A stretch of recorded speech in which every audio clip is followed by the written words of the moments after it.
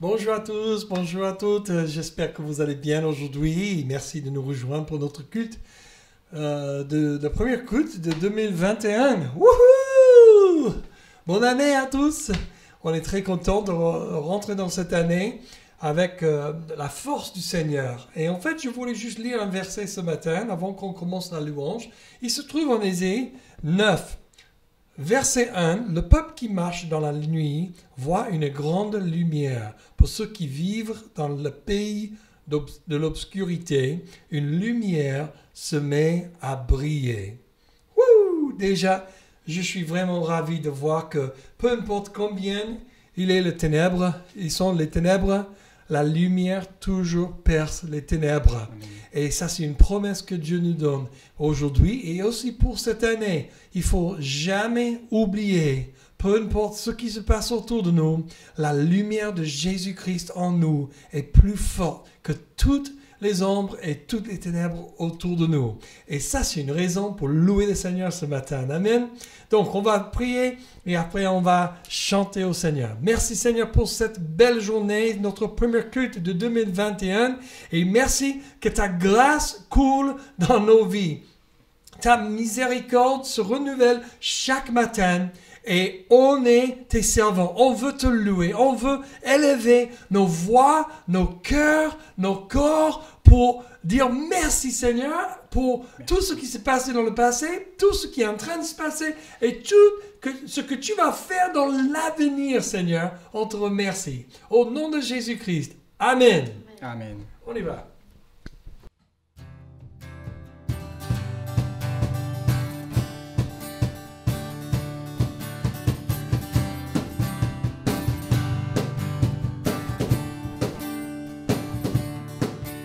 Salut transperce l'obscurité et le royaume avance à la vitesse de la lumière. Liberté qui fait vibrer l'atmosphère, chassant les ténèbres alors que le soleil apparaît.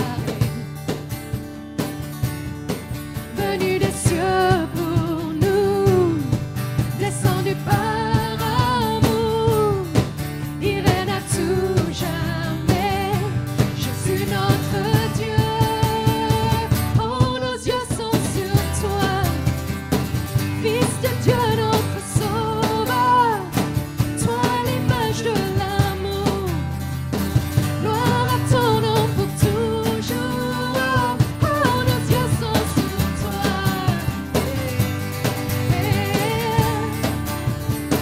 oh nos yeux sont sur toi, Jésus. Toute la terre verra son royaume venir. L'espoir des cieux brille comme l'aube du matin. Car pour toujours, il nous donne une vie nouvelle. Non plus aucune crainte ni ténèbres dans sa lumière sans fin. Venu des cieux pour nous, descendu par amour, il règne à tout jamais. Jésus notre Dieu, oh nos yeux sont sur toi, Fils de Dieu notre Sauveur, toi l'image de l'amour, gloire à ton nom pour toujours.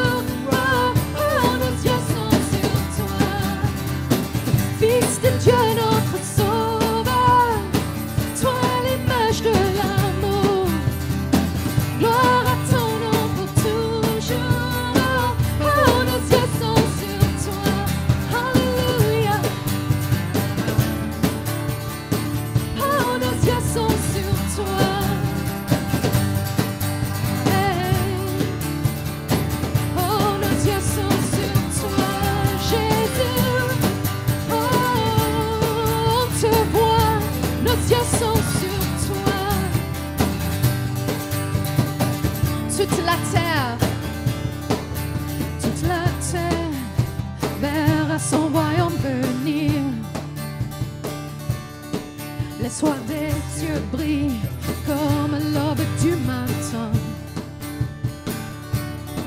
Car toujours, il nous donne une vie nouvelle. Non plus aucune crainte ni ténèbres dans sa lumière sans fin. Oh, venu des cieux pour nous, descendu par amour, il règne à tout jamais, Jésus notre Dieu. Oh, nos yeux sont sur toi, Alléluia, Fils de Dieu notre Sauveur. Oh, toi l'image de l'amour, gloire à ton nom pour toujours. Oh, nos yeux sont sur toi, Fils de Dieu notre Sauveur. Toi l'image de l'amour, gloire à ton nom pour toujours. Oh, nos yeux sont sur toi. Yeah. Oh, nos yeux sont sur toi. Yeah. Oh, nos yeux sont sur toi, Jésus. Nos yeux sont fixés sur toi, Seigneur. Ah, Jésus, toi seul. On te regarde, on te voit, Jésus. Tu es notre Dieu. Tu es notre roi. Alléluia. C'est toi le bienvenu ce matin. Alléluia, Jésus.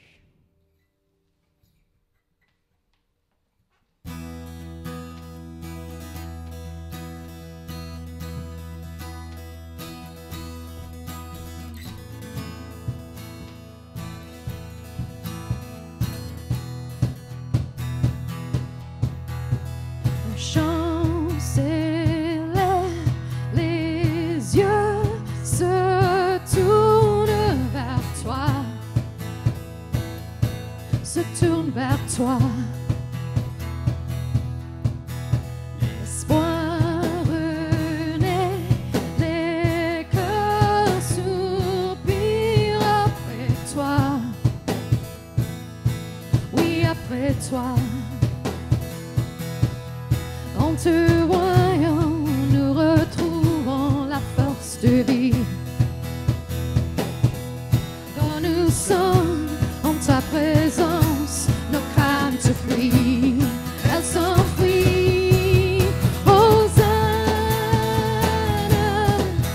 Hosanna, tu es le roi, le sauveur, à toi la gloire et l'honneur. Hosanna, Hosanna, nous t'accueillons parmi nous, sois le bienvenu, ô Jésus.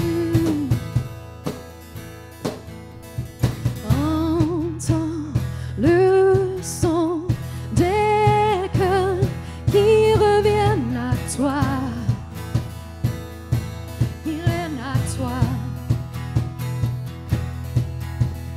Ton royaume, les vies brisées sont restaurées, alléluia. En te voyant, nous retrouvons la force de vie.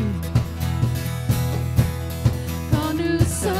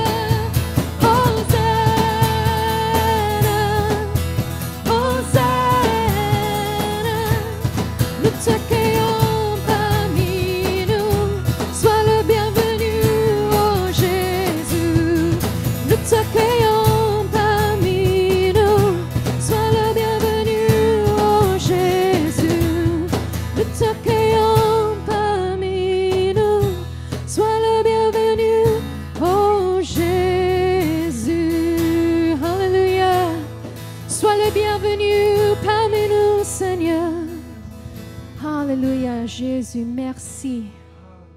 Merci. Ah. Ouh. Ouh. C'est toi, toi seul, notre Dieu. On te loue, Seigneur. Oh, on te loue, Seigneur. Sois élevé, glorifié. Alléluia. Toute la terre louera ton nom. Nos cœurs s'écrient, tout chanteront. Dieu, tu es grand. Toute la terre louera ton nom. Nos cœurs s'écrient, tout chanteront. Dieu, tu es grand. Toute la terre enlève nos voix. On dit toute la terre louera ton nom. Nos cœurs s'écrient, tout chanteront. Dieu, tu es grand. Tu nous donnes la vie. Voici notre louange, tu nous donnes la vie. Voici notre louange pour toi, Seigneur. Oh, c'est pour toi, Seigneur. Oh, tout pour toi, tout pour toi.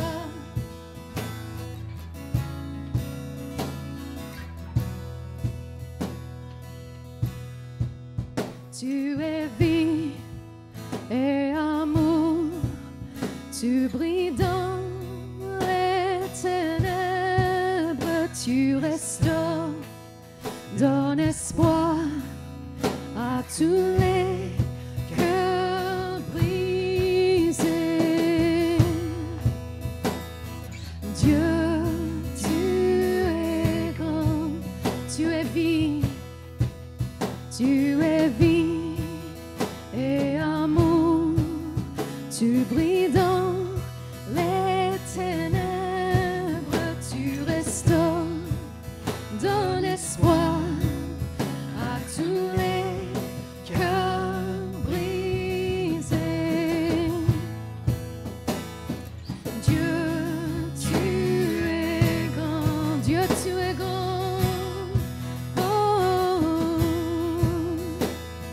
Dieu, tu es grand. Tu nous donnes la vie. Voici notre louange, tu nous donnes la vie.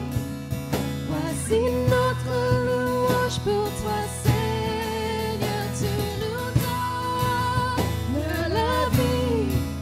Voici notre louange, tu nous donnes la vie. Voici notre louange pour toi, Seigneur. Oh, tu es grand.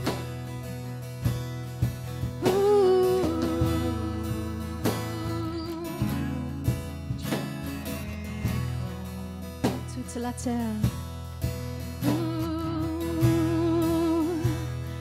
Oh, je lève ma voix avec toute la création, avec tous les anges.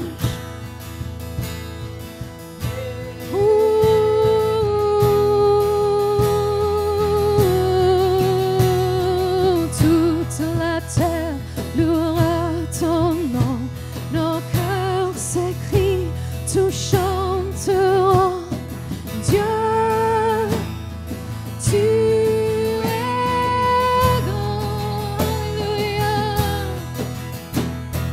Toute la terre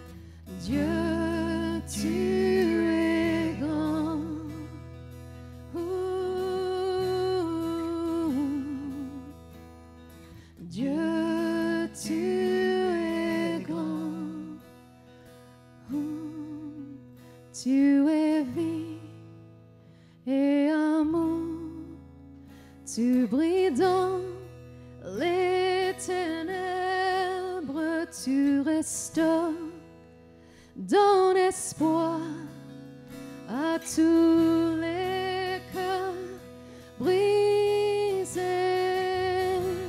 Tu me donnes espoir, Seigneur. Tu brilles dans mes ténèbres. Tu me montres ton cœur d'amour. Tu brilles dans mes ténèbres avec ta lumière. Où tu guéris mon cœur brisé. Jésus, tu guéris mon cœur brisé avec ton amour. Oh, Dieu, tu es grand.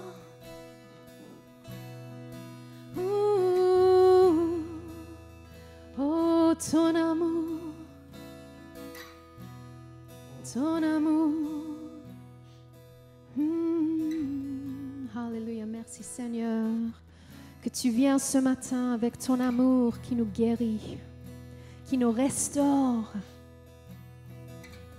qui nous donne la vie, qui nous donne l'espoir. C'est toi qui nous renouvelle notre espoir ce matin. Alléluia.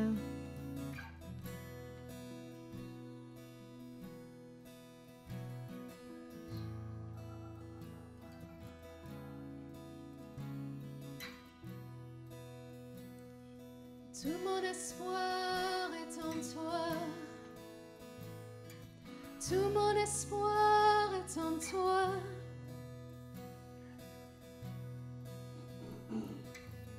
J'ai confiance en toi. Ouh, j'ai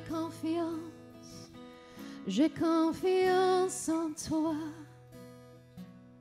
Merci Seigneur.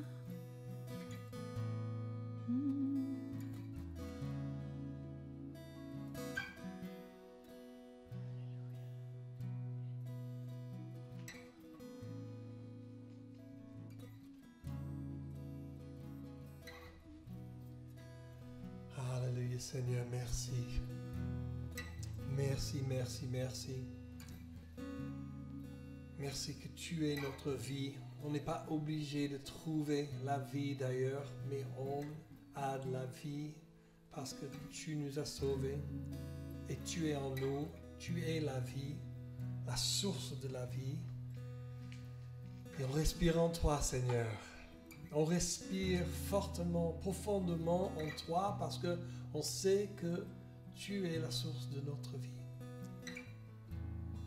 Ah, merci Seigneur.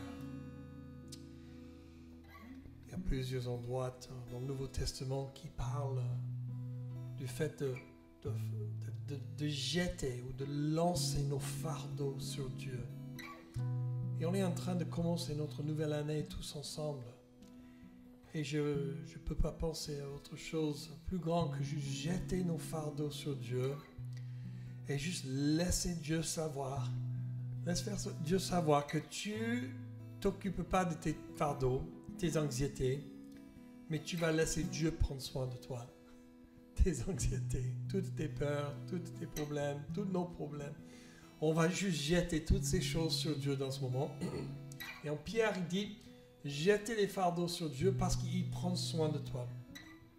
Il t'aime.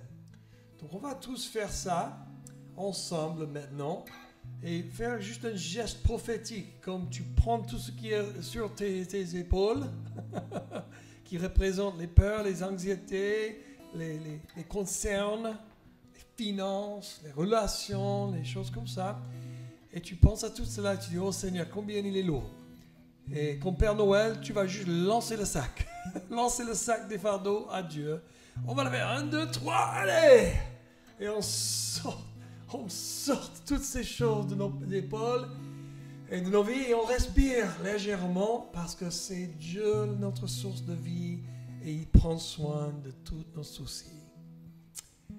J'aimerais bien faire un autre geste un peu prophétique.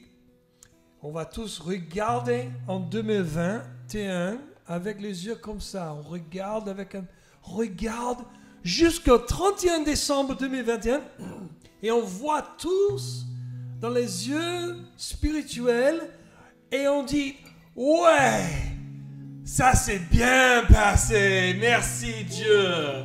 Je proclame 2021, tu étais bon pour moi, tu es bon pour moi. Et on proclame et on prophétise des choses qui ne sont pas comme ils sont. Et Dieu va nous donner un chemin vers la bonté et la bénédiction en 2021. Amen. Amen. Donc bienvenue à Venation Marseille. On va passer à mon message tout de suite. Bonjour à tous et à toutes, j'espère que vous allez bien. Bon, j'ai décidé de changer les choses un tout petit peu aujourd'hui et d'apporter le message de dimanche ici de ma maison. Et à cause des fêtes et des bons temps, je peux me reposer un tout petit peu, donc j'espère que ça va aller. J'espère que je suis assez animé pour capter votre attention pour le message. Mais aujourd'hui, c'est le 3 janvier, c'est 2021. Si je n'ai pas dit déjà, bonne année, meilleurs vœux, etc., etc. Mais plus que toute autre chose, meilleurs vœux dans le Seigneur. Notre Dieu, il est incroyable et cette année sera une autre année incroyable. On va faire un bilan de plusieurs choses éventuellement fin de janvier. On a notre assemblée générale. On va annoncer soit sur place, soit sur Zoom ou quelque chose comme ça. Mais on a pas mal de bonnes choses à annoncer et des choses qui se passaient en 2020. Vous connaissez certaines. On a pas mal de choses qui sont déclenchées. Et même au milieu des ténèbres, même au milieu des ombres et des mauvaises choses et des circonstances considérablement difficiles, on a vu que notre Dieu est toujours bon. Alors aujourd'hui, on va faire un petit message qui s'appelle « Retour vers le futur ». Oh là là là là, le Dieu du passé, du présent et de la présent et du futur. Alors aujourd'hui, notre verset se trouve en passage se trouve en Philippiens 3, 10 à 16. « Ainsi je reconnaîtrai Christ, la puissance de sa résurrection et la communion à ses souffrances en devenant conforme à lui dans sa mort pour parvenir d'une manière ou d'une autre à la résurrection des morts. Ce n'est pas que j'ai déjà remporté le prix ou que j'ai déjà atteint la perfection, mais je cours pour tâcher de m'en emparer, puisque de moi aussi Jésus-Christ s'est emparé. Frères et sœurs, je n'estime pas m'en être moi-même déjà emparé, mais je fais une chose, oubliant ce qui est derrière et me portant vers ce qui est devant. Je cours vers le but pour remporter le prix de l'appel céleste de Dieu en Jésus-Christ. Nous tous donc, qui sommes mûrs, adoptons cette attitude. Et si vous êtes d'un autre avis sur un point, Dieu vous éclairera aussi là-dessus. Seulement là où nous en sommes, marchons dans la même direction et vivons en plein accord. Merci Seigneur pour ta parole. Amen. Donc, est-ce que vous vous souvenez du film Retour vers le futur? C'était un de mes préférés des années 80 et c'était un film qui a inclus Marty McFly et Doc Brown, si vous vous souvenez. Pour ceux qui n'ont jamais vu, désolé, mais c'est un classique de quelque sorte. C'est pas biblique, c'est pas chrétien, il faut juste dire tout cela. Mais c'était un film qui m'a vraiment interpellé parce que la possibilité de voyager dans le temps, pour moi, ça changeait tout. J'ai commencé à imaginer qu'est-ce que j'aurais dû changer dans le passé ou qu'est-ce que je peux changer maintenant pour l'avenir. Avec la possibilité de voyager dans le temps, il faut réfléchir à la façon de faire les choses pour devenir la personne que nous avons vue dans le futur ou ne pas devenir la personne que nous avons vue dans le futur. Voilà, parler de pensée me rappelle une pensée intéressante. Une des choses qui rend les humains différents des animaux est notre capacité de penser à notre pensée. Réfléchissez bon, bien. Pensez-y, les animaux ont l'instinct, même la capacité d'apprendre à répondre aux catalyseurs. Voici les commandes, des mouvements, des gestes. Cependant, autant qu'ils peuvent penser à quel geste ou ordre a été donné et décider ensuite s'ils vont répondre ou non, ils ne pensent pas à comment ils pensent, pourquoi la pensée, ni même sur ce qu'ils pensent. Les humains sont uniques. Dans toute la création, en ce que nous pouvons considérer comme nous pensons, pourquoi nous pensons et sur quoi nous pensons. Bon, en quoi c'est important? Voici. C'est important parce que cela nous amène au pouvoir de considérer le passé, le présent et l'avenir. Parce que nous pouvons considérer ces trois périodes, nous pouvons modifier nos vies futures. On peut simplement imaginer le futur qu'on désire, regarder ses expériences passées et prendre de meilleures décisions dans le présent afin atteindre le futur qu'on veut. Et c'est probablement la raison pour laquelle j'aime les histoires de voyage dans le temps, les émissions de télévision, des films comme ça. C'est assez simpliste, mais vous comprenez l'idée, n'est-ce pas? Bien sûr, il y a la souveraineté de Dieu, la liberté de choix des autres et la faiblesse de notre propre corps, âme et esprit à prendre en compte ainsi. Aujourd'hui, nous allons étudier ce texte que Paul a écrit au peuple philippin. Ici, dans la lettre au peuple de Philippi, l'apôtre Paul utilise une illustration du passé, du présent et de l'avenir pour la gloire de Dieu. Il nous montre comment garder les choses les plus importantes au point, tout en étant capable de gérer les choses du passé. Commençons par le futur, où Paul commence. Le futur. Le verset 11 montre que Paul a un but, sa résurrection entre les morts. Et pourquoi? Premièrement, il veut ressusciter d'entre les morts parce que Christ l'a promis ces choses à tous ses fidèles. Et deuxièmement, il veut cela parce qu'il veut marcher sur les mêmes traces que son maître Jésus. Paul sait que son avenir en tant que disciple de Christ est d'être ressuscité d'entre les morts. Paul sait aussi que cet avenir pour lui, c'est scellé parce qu'il a été sauvé, transformé surnaturellement par le Christ au moment où il lui a remis sa vie. Paul sait aussi qu'il y a une opportunité d'avoir une meilleure résurrection. Ah, ça m'amène à un point un peu intéressant là. Qu'est-ce que cette meilleure résurrection? Mourir pour l'amour du Christ glorifie Dieu. Mais vivre pour l'amour du Christ est la même chose. Nous devons vivre et mourir pour la gloire et l'honneur du Seigneur. Voici ce que Romains 14, 8 dit. Si nous vivons, c'est pour le Seigneur que nous vivons. Et si nous mourons, c'est pour le Seigneur que nous mourons. Ainsi, soit que nous vivons, soit que nous mourions, nous appartenons au Seigneur. Hébreux 11 est connu comme le grand chapitre de la foi, car il décrit certains des anciens patriarches et des saints qui ont tous deux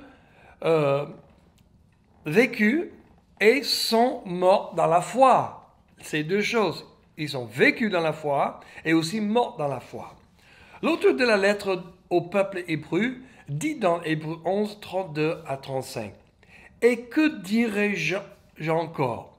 Le temps me manquerait en effet pour parler de Gédéon, de Barak, de Samson, de Jephthé, de David, de Samuel et des prophètes. Par la foi, ils ont vaincu des royaumes, exercé la justice, obtenu la réalisation de promesses, fermé la gueule des lions, éteint la puissance du feu, échappé aux tranchants de l'épée, repris des forces après une maladie, été vaillant à la guerre, mis en fuite des armées étrangères, Des femmes ont retrouvé leur mort par la résurrection.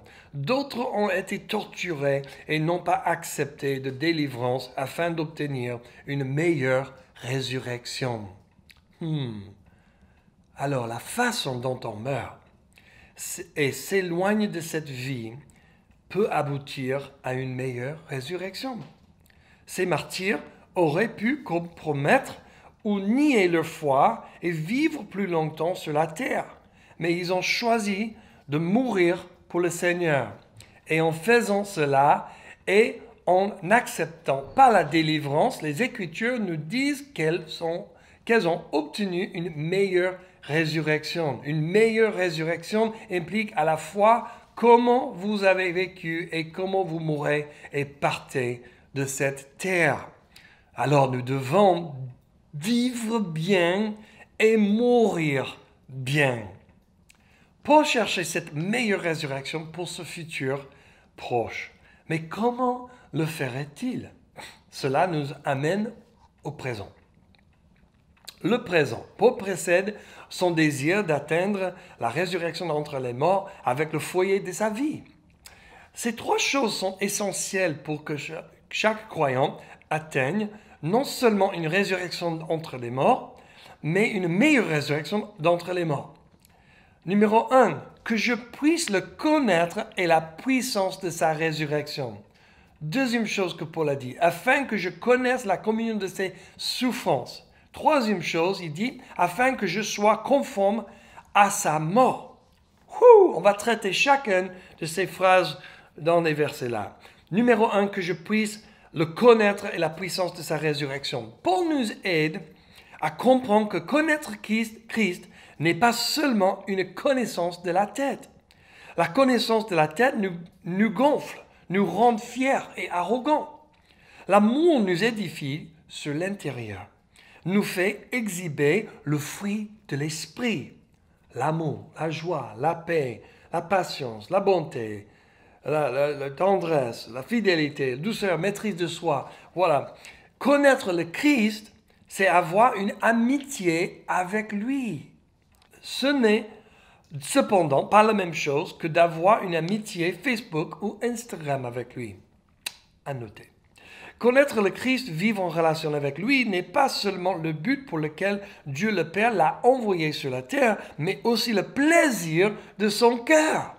Il veut communiquer avec nous tout le temps. Donc, numéro 2, afin que je connaisse la communion de ses souffrances. Ça commence à échauffer la pièce.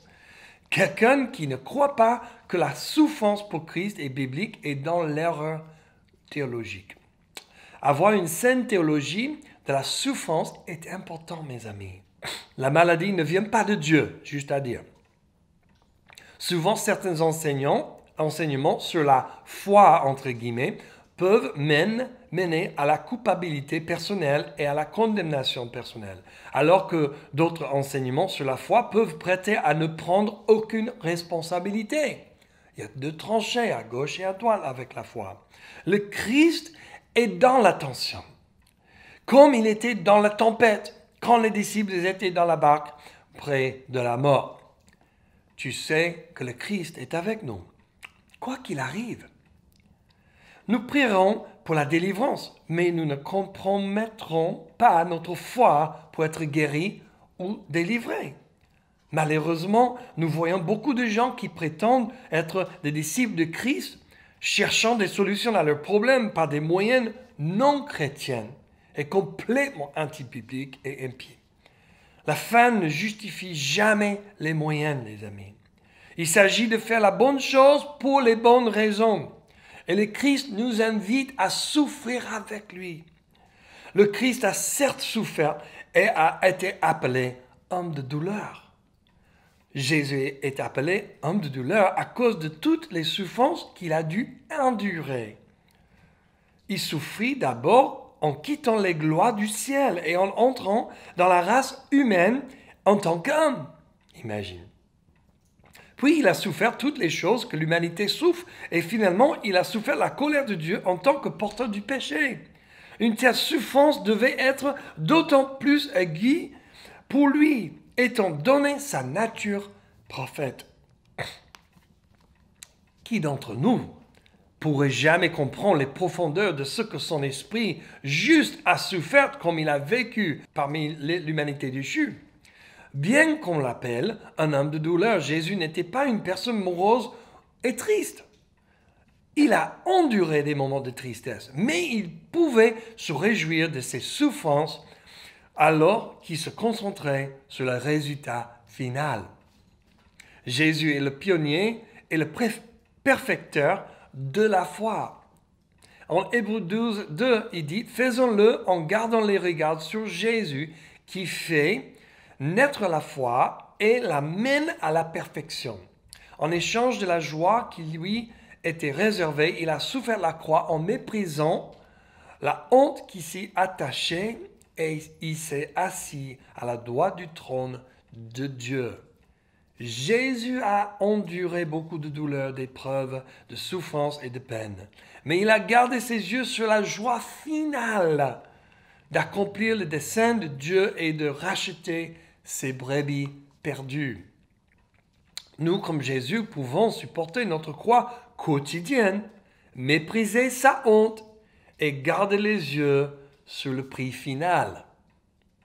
Alors, ça nous amène à notre troisième point, phrase que Paul a utilisée, « afin que je sois conforme à sa mort ». Bon, déjà c'est énorme, mais troisième point ici, c'est être conforme à sa mort et inclus dans la section provisoire sur la souffrance. Le Christ lui-même nous invite à mourir chaque jour. En Luc 9, 23 à 25, Luc dit « Puis il a dit à tous, c'est Jésus qui parle, si quelqu'un veut être mon disciple, qui renonce à lui-même, qui se charge chaque jour de sa croix et qui me suive, car celui qui voudra sauver sa vie la perdra. Mais celui qui la perdra à cause de moi la sauvera. Que sert-il à un homme de gagner le monde entier s'il se perd ou se détruit lui-même » En Jean 12, 24-26, en vérité, dit Jésus, je vous le dis, si le grain de blé tombé en terre ne meurt pas, il reste seul. Mais s'il meurt, il porte beaucoup de fruits. Celui qui aime sa vie la perdra, et celui qui déteste sa vie dans ce monde la conservera pour la vie éternelle. Si quelqu'un me sert, qu'il me suive, et là où je suis, là aussi sera mon serviteur. Si quelqu'un me sert, le Père l'honorera. Waouh, il faut se conformer à sa mort pour lui obéir. Se soumettre aux autorités et ne pas toujours avoir raison. Un de mes bons amis et moi parlions de cette idée il y a quelques mois. Nous avons conclu que ce que Dieu attendait de ses disciples était une phrase. Juste une phrase qu'il attend de toi. Et cette phrase est « Je cède ». Seigneur, s'il vous plaît, aide-nous, hein? Par conséquent, nous voyons les clés pour gagner une meilleure résurrection sans ces trois phrases. Que je puisse le connaître la puissance et sa résurrection, afin que je connaisse la communion de ses souffrances, et troisièmement, afin que je sois conforme à sa mort. Donc, ça nous amène au troisième temps, le passé. Revenons à notre texte original pour réviser. Nous allons simplement lire Philippiens 3, 12 à 14 par contre. Ce n'est pas que j'ai déjà remporté le prix ou que j'ai déjà atteint la perfection, mais je cours pour tâcher de m'en emparer, puisque de moi aussi Jésus-Christ s'est emparé. Frères et sœurs, je n'estime pas m'en être moi-même déjà emparé, mais je fais une chose, oubliant ce qui est derrière et me portant vers ce qui est devant, je cours vers le but pour remporter le prix de l'appel céleste de Dieu en Jésus-Christ. C'est fort. D'abord, Paul parle de ne pas être déjà devenu parfait. Ça, c'est quelque chose qu'on peut conclure sur nos vies aussi. C'est important de dire, je ne suis pas encore parfait. Oh, répétez avec moi. Oh, même tapez dans le petit chat là. Je ne suis même pas encore parfait. Ok, c'est bien. C'est une bonne position d'humilité là. Il se réfère à arriver au lieu de la pleine maturité, de la pleine connaissance du Christ, de la pleine sortie de sa volonté parfaite. Nous ferions bien d'être du même état d'esprit que Paul. Peu importe depuis combien de temps nous avons marché avec Christ. Souvent, les croyants adoptent cette attitude. Je sais tout et pensent qu'ils devraient enseigner à tout le monde. Oh, je vais offenser quelqu'un ici. À mesure que nous mûrissons en Christ, nous devrions grandir dans l'humilité, ce qui signifie grandir dans notre aptitude à l'instruction ou notre enseignabilité dans ma langue, notre cœur de serviteur et notre amour pour les autres. Toutes ces choses devraient continuer à grandir. Sommes-nous faciles à enseigner? Sommes-nous désireux d'apprendre? Avons-nous faim de Dieu pour nous montrer quelque chose de nouveau qui pourrait nous libérer? Souvent, ils viennent par des gens que nous ne choisirons pas et dans des façons dont nous resterions loin d'eux. Alléluia. Plus nous serons humbles en Christ, plus il nous sera demandé d'enseigner aux autres. En second lieu, Paul parle de s'attacher à saisir la raison pour laquelle le Christ l'a saisi ou emparé. L'insistance vient du mot grec diako ou dioko. Ça veut dire fuir ou poursuivre. Paul poursuit le Christ et la maturité en Christ en volant après lui, courir après lui, le poursuivre de tout son cœur. Il veut vraiment grandir en Christ. Il est sérieux au sujet de l'approfondissement, l'allongement et l'élargissement de sa relation avec Jésus. Qu'en est-il de vous? Où en êtes-vous dans ce domaine? Quel est votre plan d'action? Troisièmement, Paul parle d'être saisi ou emparé par le Christ. Cela se réfère à son moment de salut. Le mot ici en grec, c'est lambano. Lambano signifie saisir ou emparer. Il peut aussi signifier atteint, attraper, compris, trouver, mise en attente, dépasser, blablabla, saisi, compris, gagné. Ce mot lambano a été utilisé dans les contextes sportifs et de chasse dans l'époque. Paul avait été saisi par le Christ, gagné par le Christ, trouvé par le Christ, même attrapé par le Christ. Traqué par le Maître Jésus, le chasseur du ciel. Peu importe jusqu'où nous courons, nous ne pouvons pas distancer Dieu. Il nous a dans ses vues et il ne nous laissera pas aller. Il avait suivi son propre cours dans la vie, mais le Christ a couru plus vite. Dioko lambono. Poursuivre pour saisir son destin, pour atteindre une meilleure résurrection. Bam! Enfin et surtout, les versets 13 et 14 disent, frères et sœurs, je n'estime pas mon être moi-même déjà emparé, mais je fais une chose, oubliant ce qui est derrière et me portant vers ce qui est devant, je cours vers le but pour remporter le prix de l'appel céleste de Dieu en Jésus-Christ. Ici, Paul parle de ne pas regarder vers le passé. Et c'est une référence de se souvenir.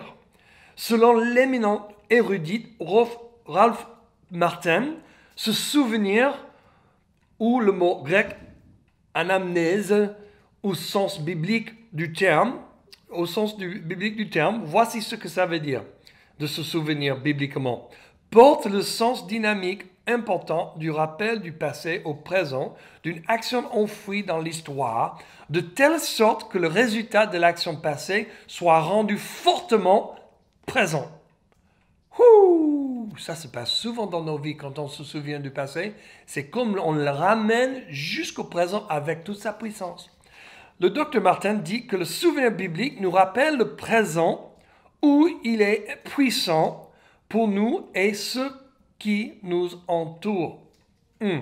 Ça, c'est puissant. Cela témoigne de la puissance de nos témoignages du salut, de guérison, de rétablissement, de réconciliation et ainsi de suite. Ce que dit Paul n'est pas nécessairement le contraire. Il ne dit pas « j'efface ma mémoire du passé ». Paul affirme plutôt que le passé n'est pas important pour lui dans la façon dont il détient le pouvoir pour son état actuel et ses actions actuelles. Il dit qu'il ne laissera pas ses réalisations passées, ses récompenses, ses victoires, ses défaites, ses rejets, ses passages à tabac, ou quoi que ce soit de son passé, déterminer son mouvement pour se conformer à l'image de Christ et par conséquent parvenir à sa meilleure résurrection d'entre les morts. Désolé si c'est un peu compliqué aujourd'hui, mais j'essaie de creuser un peu plus loin dans le langage là. Il ne sera pas fier de ses réussites passées. Paul ne sera pas fier de ses réussites du passé. Pas obligé de toujours raconter. Oui, tu te souviens quand j'ai fait ça, quand j'ai fait ça, quand j'ai fait ça. Il n'est pas obligé de tout répéter et toujours rappeler à tout le monde ce qu'il a fait il y a 20 ans, 15 ans, 10 ans. Souvent, quand je suis parmi les gens comme ça, je suis tellement fatigué. Bon, c'est une chose si quelqu'un te pose la question de qu'est-ce que tu as... Raconte l'histoire, comment tu as réussi à un truc. Ok, tu peux raconter. Mais pour toujours raconter les trucs du passé sans être demandé, c'est un peu... Donc, Paul ne sera pas fier de ses réussites passées et il ne vivra pas dans la condamnation et la culpabilité et la honte sur ses négatifs passés. Qu'est-ce que cela signifie pour nous aujourd'hui? Alors que nous attendons à 2021, il est important pour nous de revenir en arrière et de faire l'inventaire. Nous devons regarder en arrière et voir ce qui a fonctionné et ce qui n'a pas fonctionné. Nous devons examiner nos points négatifs d'un point de vue pragmatique et faire des déclarations concluantes. Ensuite, nous devons nous rappeler où nous allons en 2021.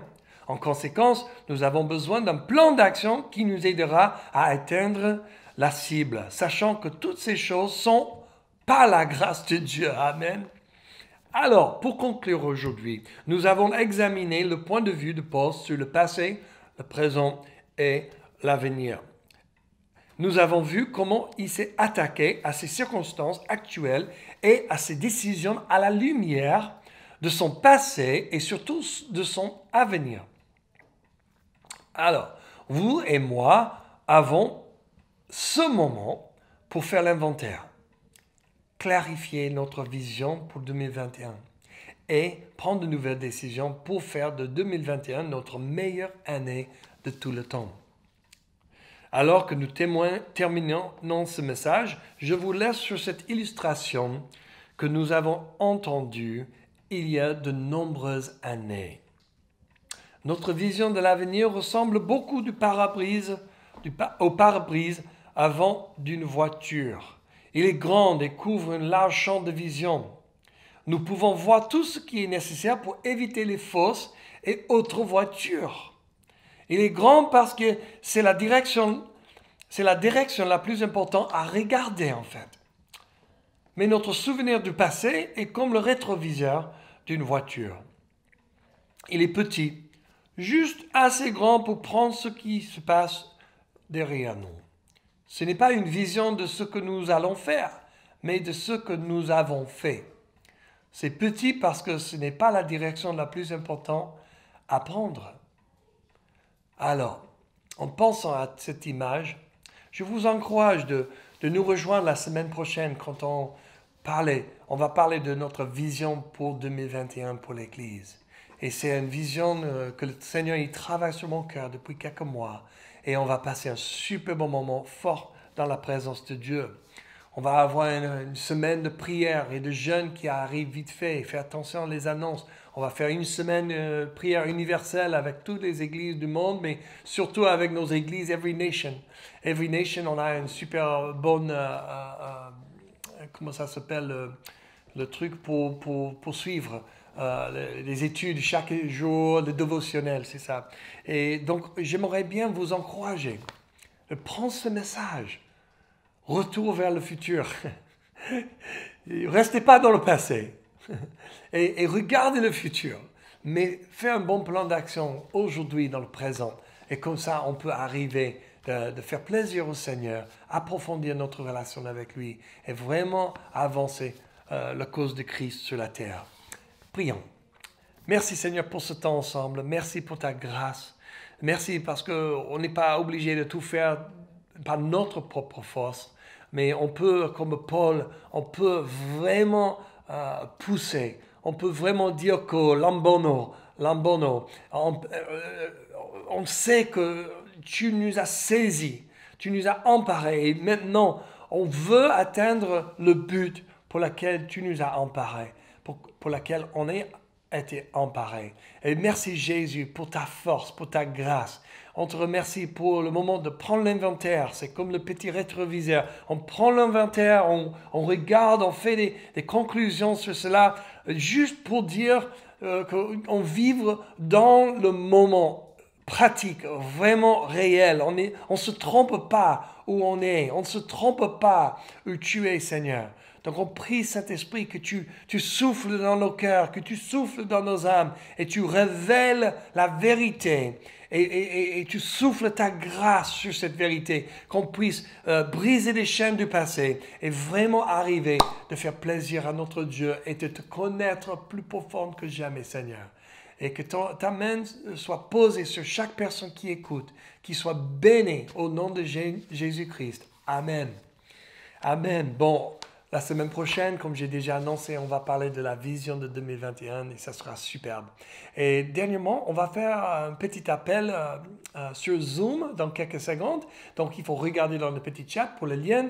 Il faut nous rejoindre et on va parler de ce message et aussi prier les uns pour les autres avec tous nos sujets de prière. Si vous avez un sujet de prière et vous ne pouvez pas arriver dans le chat Zoom, n'hésitez pas de juste mettre un sujet de prière en général et on va prier pour toi aussi. OK? Donc, merci bien pour votre attention aujourd'hui. Every Nation Marseille 2021, ça sera notre meilleure année corporelle pour l'Église, mais aussi pour toi-même individuellement et chaque famille. Que le Seigneur vous bénisse. Bon dimanche et bonne semaine.